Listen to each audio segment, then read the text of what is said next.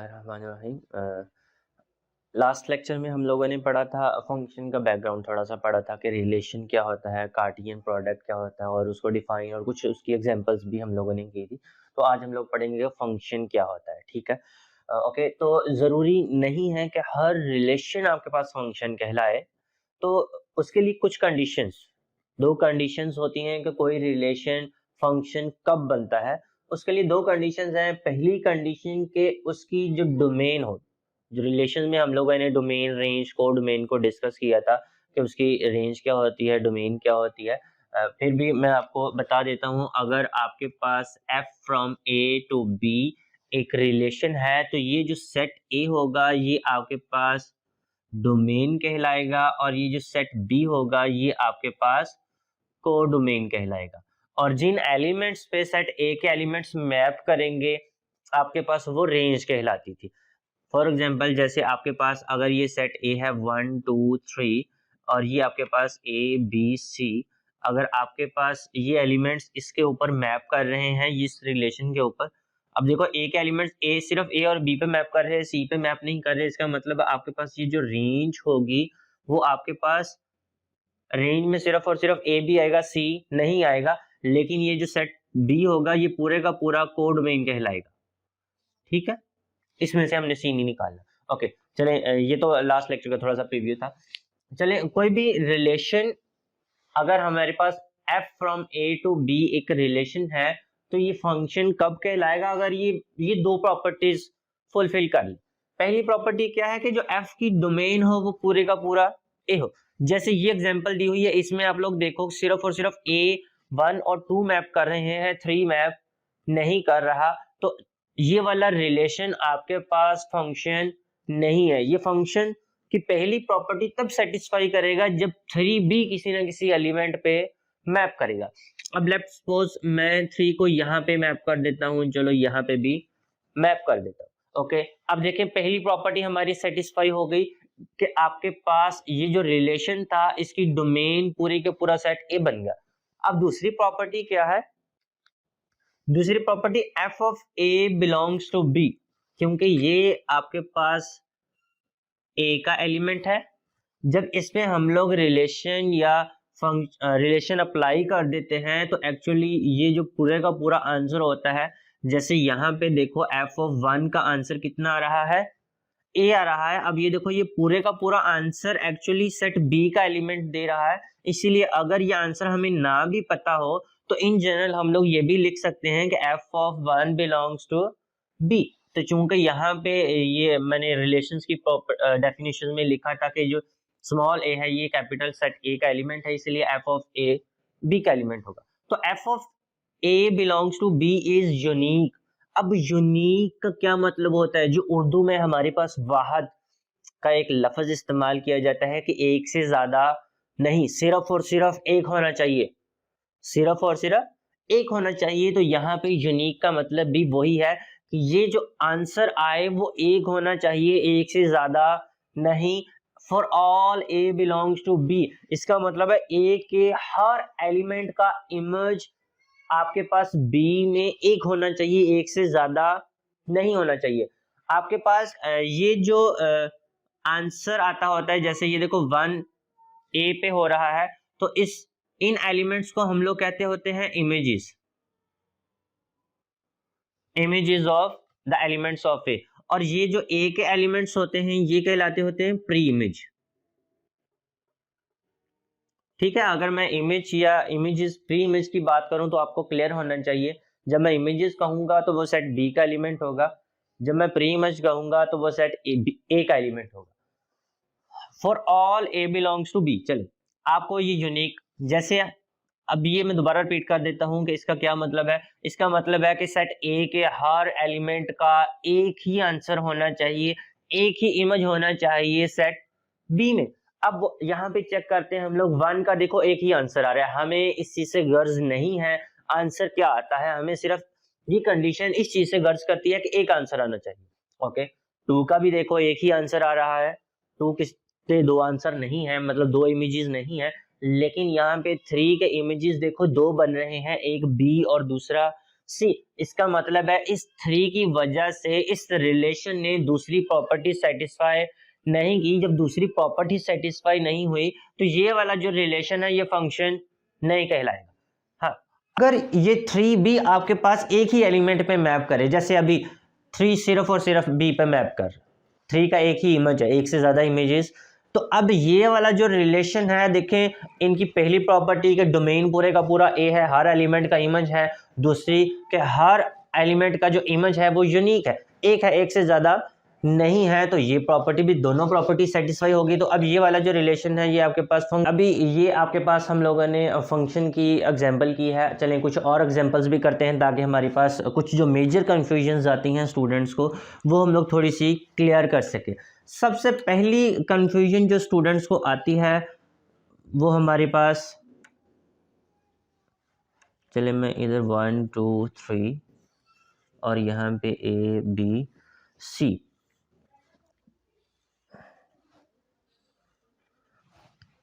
सबसे पहली कंफ्यूजन बच्चों को ये आती है जब बच्चों को ये दे दिया जाए ना कि चेक करें क्या ये वाला जो आपके पास रिलेशन है क्या ये फंक्शन है या नहीं, तो बच्चे सीधा सीधा ये देख के कह देते हैं सर ये आपके पास फंक्शन ही नहीं है, ये रिलेशन फंक्शन नहीं है क्योंकि इन तीनों का एलिमेंट सेम है, इन तीनों का इमेज सेम है। हालांकि फंक्शन की डेफिनेशन में मैंने ऐसी कोई कंडीशन लिखी ही नहीं है, मैंने इस पे तो कंडीशन लगाई ही नहीं है बी पे, मैं तो हमेशा फंक्शन की डेफिनेशन में तो सेट ए पे कंडीशन लगी हुई है। अब देखो इस रिलेशन की पूरे का पूरा जो डोमेन है वो सेट ए है क्योंकि हर एलिमेंट का इमेज है, ठीक है। अब दूसरी कंडीशन क्या थी कि हर एलिमेंट का इमेज एक होना चाहिए, एक से ज्यादा नहीं होने चाहिए। अब देखो 1 का भी एक इमेज है, 2 का भी एक इमेज है, 3 का भी एक इमेज है। ये मैंने इस एग्जांपल में भी आप लोगों को बताया था, हमें इस चीज से गर्ज नहीं है कि वो किस एलिमेंट पे मैप करता है किस एलिमेंट पे नहीं, चाहे वो उससे छोटा हो उससे बड़ा हो, इस चीज पे हमें फर्क नहीं पड़ता। हमें सिर्फ इस चीज से गर्ज होनी चाहिए कि वो उसका इमेज एक आना चाहिए। 1 का एक इमेज है, 2 का एक इमेज है, 3 का एक इमेज है। तो ये सेम हो सकता है भाई, 2 या 2 से ज़्यादा, ज़रूरी ये भी हो सकता है कि सारे सारे एलिमेंट्स का इमेज सेम हो, ये चीज़ हो सकती है फंक्शन में, क्योंकि इस तरह की कंडीशन यहाँ पे मेंशन नहीं है, सिर्फ इस चीज़ पे है, हमने इसको चेक करना है। ये दोनों कंडीशन सेटिस्फाई कर गया, इसका मतलब है ये आपके पास एक फंक्शन है, ये रिलेशन एक फंक्शन। ये जब तक आपके पास, जैसे अभी 3 यहाँ पे 2 एलिमेंट्स में मैप करके, अब ये फंक्शन नहीं कहलाएगा। अगर ऐसा काम नहीं है तो ये हमेशा आपके पास फंक्शन कहलाएगा। अब आगे आपके पास होती है फंक्शन की कुछ टाइप्स, वो डोमेन पे डिपेंड करती सारी की सारी, कि आपके पास डोमेन रेंज सबसे पहली आती है आपके पास, पहली टाइप आती है कि अगर रेंज ऑफ एफ आपके पास को डोमेन के इक्वल आ जाए। अगर रेंज आपके पास क्या आ जाए, को डोमेन के इक्वल आ जाए, तो ऐसे फंक्शन को हम लोग कहते हैं ऑन टू फंक्शन या फिर सर्जेक्टिव फंक्शन, ठीक है। ये रेंज और को डोमेन इक्वल होने का तो मतलब समझते हो ना।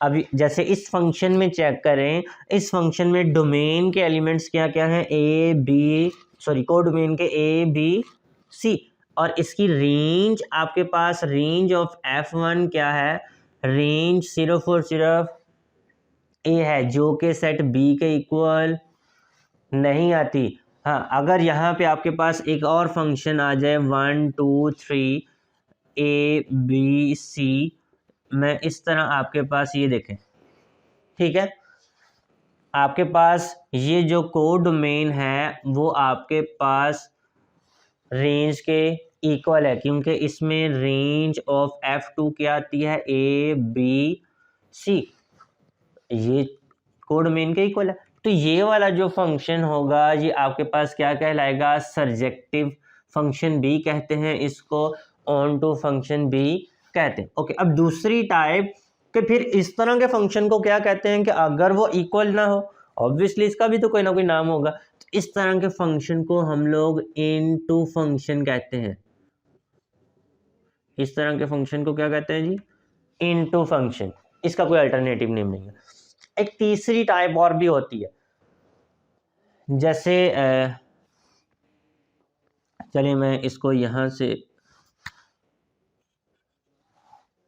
चले, वो वैसे बाय डिफ़ॉल्ट ये वाला बन गया। चले, एक तीसरी टाइप होती है, मैं यहाँ पे एक और एग्जांपल ड्रॉ करता हूँ, 1 2 3 ए और बी। चले, इसको ज़रा चेक करें, ये कौन सी प्रॉपर्टी सेटिस्फाई करता है। ये आपके पास फंक्शन ऑन टू है या इन टू?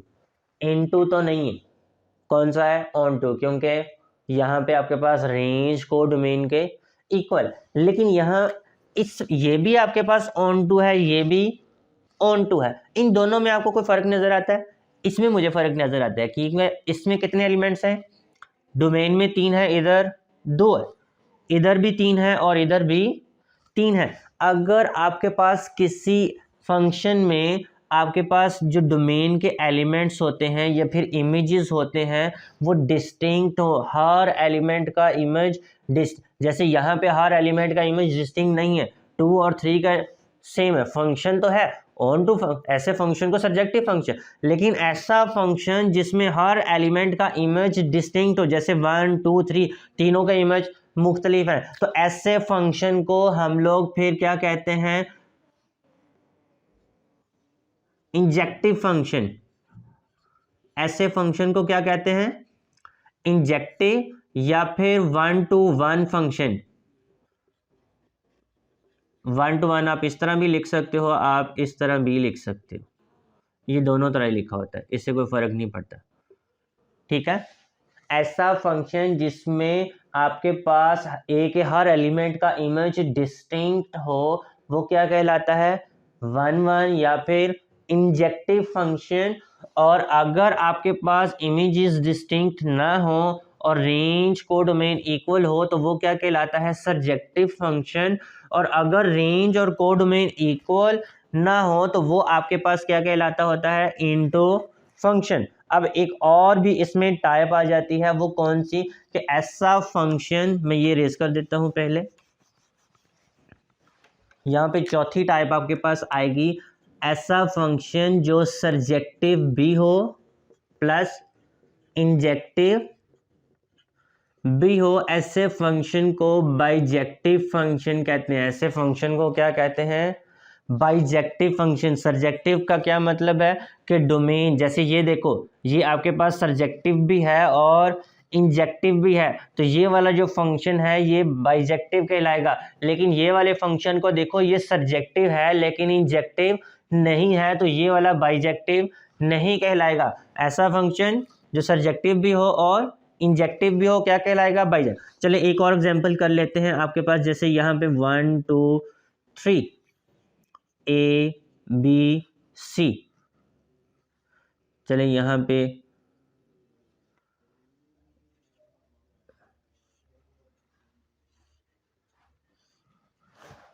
पहली प्रॉपर्टी, क्या ये सर्जेक्टिव है? फंक्शन तो है, क्लियर है, हमें नजर आ रहा है। सर्जेक्टिव होने के लिए रेंज और को डोमेन इक्वल है, आपके पास ये क्या है? सर्जेक्टिव है। ओके, अब दूसरा क्या चेक करना है इंजेक्टिव के लिए? कि हर एलिमेंट का इमेज डिस्टिंक्ट है, हर एलिमेंट का इमेज आपके सामने डिस्टिंक्ट है, तो ये क्या है? इंजेक्टिव है। तो ये ऐसा फंक्शन क्या कहलाया? बाइजेक्टिव। अब ये देखो, ये भी एक आपके पास फंक्शन है, ये वाला भी एक फंक्शन है, तो ज़रूरी नहीं है कि दो सेट्स पे आप सिर्फ एक ही बाइजेक्टिव फंक्शन इंट्रोड्यूस कर सको या एक ही सर्जेक्टिव फंक्शन, ये ज़रूरी नहीं है। एक से ज़्यादा रिलेशन या एक से ज़्यादा फंक्शंस दो सेट में सेम टाइप के हो सकते हैं। जैसे ये देखो, ये सर्जेक्टिव है, ये भी सर्जेक्टिव है, ये भी सर्जेक्टिव है। मैंने यहाँ पे 3 टाइप्स आपको एलेबोरेट डिस्क्राइब कर दी, जो तीनों की तीनों सर्जेक्टिव है लेकिन तीनों एक दूसरे से मुख्तलिफ है। यहाँ पे 2 चीज़ें मैंने लिखी हुई हैं जो दोनों की दोनों इंजेक्टिव है लेकिन दोनों एक दूसरे से मुख्तलिफ है। ये दोनों के दोनों बाइजेक्टिव है लेकिन दोनों एक दूसरे से मुख्तलिफ है। तो ये कभी भी आपने नहीं सोचना कि दो सेट्स पे सिर्फ एक ही किस्म का वो फंक्शन डिस्क्राइब किया जा सकता है। एक से ज़्यादा टाइप्स, एक से ज़्यादा किस्म के वो फंक्शन डिस्क्राइब किए जा सकते हैं, ठीक है। तो इसके और भी, इस पे, इन दोनों ए बी पे और भी आपके पास बाइजेक्टिव फंक्शन, जैसे एक और मैं यहाँ पे डिस्क्राइब कर देता हूँ, 1 2 3 ए बी सी। लो जी, ये भी मैंने एक सर्जेक्टिव, इंजेक्टिव है, बाइजेक्टिव भी है। अब ये देखो, ये मैंने चौथा फंक्शन डिस्क्राइब कर दिया जो सब्जेक्टिव है, और तीसरा जो बाइजेक्टिव भी है, डिफरेंट है, ठीक है।